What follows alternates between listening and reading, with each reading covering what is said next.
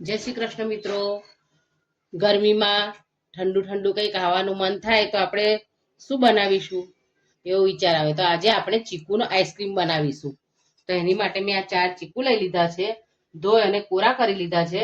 હવે આપણે એને છોલી લઈશું। ચીકુને આપણે કટ કરી લઈશું આ રીતે બી કાઢીને।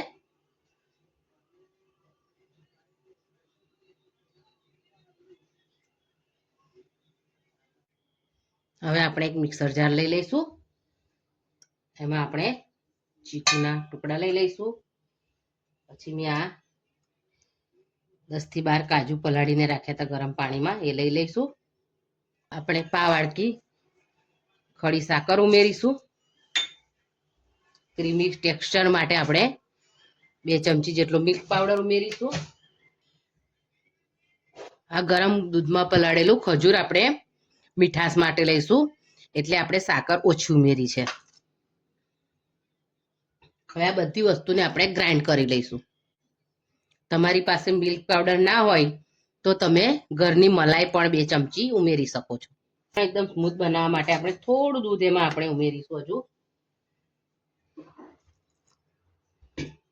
અને આ પછી ફરીવાર ગ્રાઇન્ડ કરી લઈશું આપણે। આપણું મિશ્રણ એકદમ સ્મૂથ તૈયાર થઈ ગયું છે। હવે આપણે એને એક કન્ટેનરમાં લઈ લઈશું।